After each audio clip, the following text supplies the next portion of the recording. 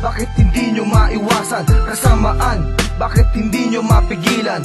Di nyo ba naisip na marami nahihirapan? Ngayon kumakatok si Yawi sa puso nyo at isipan. Kasalanan, bakit hindi nyo maiwasan? Kasamaan, bakit hindi nyo mapigilan? Di nyo ba naisip na marami nahihirapan? Ngayon kumakatok si Yawi sa puso nyo at isipan. Di ko masasabi na ako ay nalumbay. Sa paggawa ng kasalanan ako naglaway. Di pinakinggan ng mga sinabi ni inay na baka mapahamak ang aking buhay.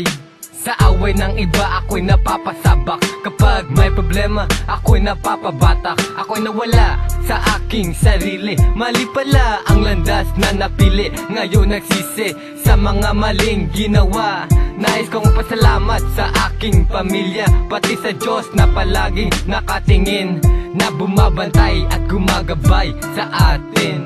Tingnan nyo tuloy ang pananaw ng kabataan. Ugaling sakim ang dahilan ng kahirapan. Magandang bukas ay hindi na masilayan. Ayan ang masamang epekto pag gumawa ka ng kasalanan. Bakit hindi nyo maiwasan? Kasamaan, bakit hindi nyo mapigilan?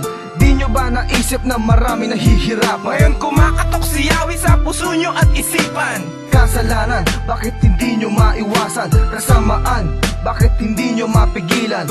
Di nyo ba naisip na marami nahihirapan? Ngayon kumakatok si Yawi sa puso nyo at isipan. Ito ang pagluluksa sa mga kasalanang nilikha, mga kasalanang pinagsisihan na ako rin ang may gawa. At ang pangaral lang magulang ay binaliwala, kaya ang pag-aaral ko napunta sa wala. Naging walang ya, nakalimutan tumingala sa may kapal na lumikha. Ang 10 utos ng Diyos, halos lahat ay nagawa. Pilit ko mang takasan, ay hindi makawala. Sa pinasok kong gulo, wala palang mapapala. Kaya aking ama, ako'y iyong pakinggan. Sa dalangin kong ito, ako'y iyong pagbigyan. Ito ang tanging paraan para maitama ang mali. Mga pagkakamali sa buhay ko na muntik ikasawi. Pinapangako kong hindi na ako uulit pang muli. Ako'y nagsusumamo sa kasalanang nagawa ko, handa na akong magbago. Kasalanan, bakit hindi nyo maiwasan? Kasamaan, bakit hindi nyo mapigilan? Di nyo ba naisip na marami nahihirapan? Ngayon kumakatok si Yawi sa puso nyo at isipan. Kasalanan, bakit hindi nyo maiwasan? Kasamaan, bakit hindi nyo mapigilan? Di nyo ba naisip na marami nahihirapan? Ngayon kumakatok si Yawi sa puso nyo at isipan. Mula sa aking pagsilang, mga kasalanan kung hindi ko na mabilang. Ako ay nagulat sa aking pagkamulat, kaya ako sumulat upang ang mga kasalanan ko ay aking maiulat. Mga kamalian kung gusto ko nang pigilan, na pinagdaanan ng mga kaibigan. Ayoko nang dumanas na humimas pa ng rehas. Dapat nang umiwas sa madaling na daan, sa maruming paraan, sa masamang patutunguhan ng aming samahan. Masasamang binubulong sa aking isipan, gusto ko nang tuldukan. Ayoko nang dagdagan ang mga kasalanan na nagdaan. Pagbabago at pagsuko sa aking ama ay siyang paraan para patawarin ng mga nagawa ng kasalanan. Kasalanan, bakit hindi nyo maiwasan? Kasamaan, bakit hindi nyo mapigilan?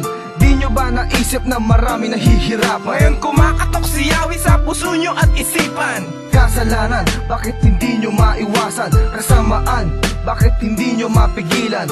Di nyo ba naisip na marami nahihirapan? Ngayon kumakatok si Yawi sa puso nyo at isipan. Para to sa mga tao na liligaw ng landas, nasa ilalim ng impluensya ng mga utos ni Judas.